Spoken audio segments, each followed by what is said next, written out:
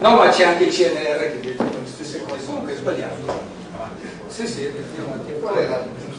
Va bene, è venuto fuori, farò vedere questo documento di Bersani che parla anche dei costi che sono stati smentiti ufficialmente anche da, vedete qui, da Nature la scorsa settimana.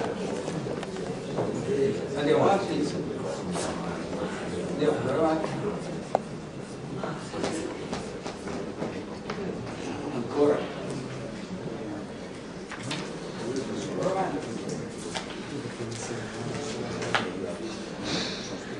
Qui si fermi un secondo. Eccolo qui, questa è una cosa che assolutamente non va fatta, viene fuori dalle burocrazie.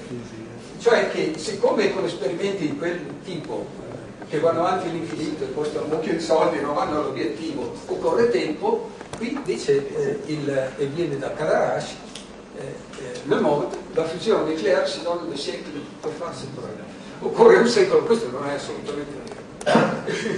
Magari troviamo che il reattore fusione non è fattibile, ma non c'è bisogno di un secolo per dire. Andiamo avanti.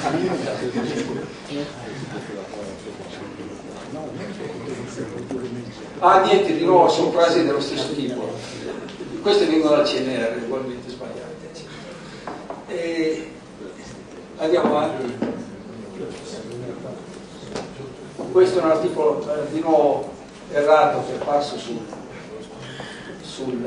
Ecco, questa è una cosa su cui volevo soffermarmi un secondo. Per rientrare nella comunità scientifica internazionale bisogna rispettare proprietà intellettuale e credito scientifico. Questo è un documento uscito dall'Enea da cui non sono stato in grado di far riconoscere che certa linea sperimentale è stata iniziata da me, e qui c'è la professoressa Magistrelli che è venuta, uno dei fondatori di Frascati, che è un testimone evidente di come erano andate le cose. Comunque andiamo avanti alla cosa giusta.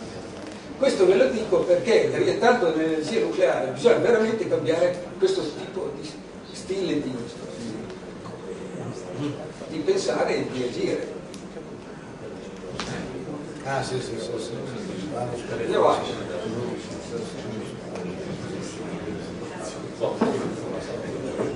Niente, no, questo è saltiamo anche dal documento Bersani. Dunque, questo è un esperimento fatto su linea di quelli che ho iniziato a Frascati e all'MIT, quindi benissimo fondato con decenni di esperienza, che prova la fattibilità scientifica della fusione, se funziona, ma altre probabilità. Si chiama Ignitor e il posto migliore per installarlo è Caorso, perché ha le strutture elettriche e anche un edificio in cui questo esperimento può essere installato di più con costo minore. E allora saltiamo la cosa di Bersani completamente, se lei ci riesce. Vi racconto un po' da dove esce questo documento Bersani.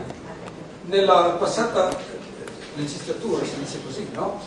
Ci sono stati due senatori che rappresentano il bipartisan, uno il senatore Morgando per il centro-sinistra e l'altro Morgando, quello è Morando, l'altro era il senatore Possa, che è ingegnere nucleare, ha insegnato al Politecnico di Milano, conosce bene le cose, ha chiesto al governo di sapere cos'era capitato, visto che questo esperimento Ignitor prova se funziona la sua attività, cos'era capitato.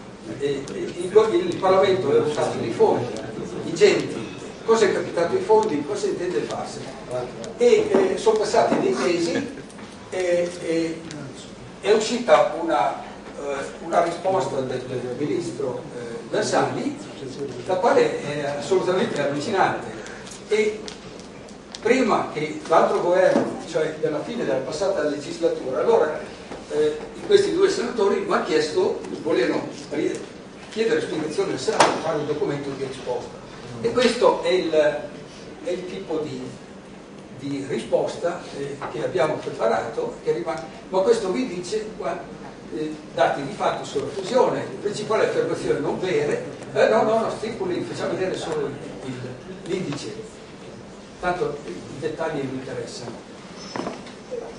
Non si sa dove sono i fondi, oscurità, imbroglio, si parla di tempi completamente in modo sbagliato, caricatura di un esperimento che era stato scelto dalla prima persona, Peirce, che ha proposto i reattori a fissione 3 milioni articoli quando era uscito dell'anno, non Piracy è quello che ha proposto il lettore fissione per la prima volta, e questo documento ne fa una caricatura, fa caricatura delle collaborazioni internazionali, eccetera. Allora la mia domanda, se fosse stato il senatore Urso, benissimo, siamo sempre stati pro-nucleari tutti, a favore, però l'Italia per entrarci sul serio deve mettere la testa a posto.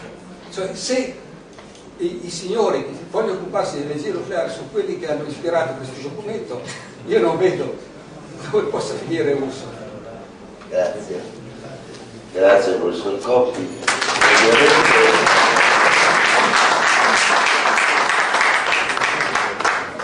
Ci si conosce da qualche tempo con il professor Coppi, e sa che una regola dell'MT è che ciascuno è responsabile di ciò che dice, lui è molto responsabile di ciò che dice, e nei nostri workshop c'è completa apertura di opinioni e di dati anche di fatto che ci sono assunti.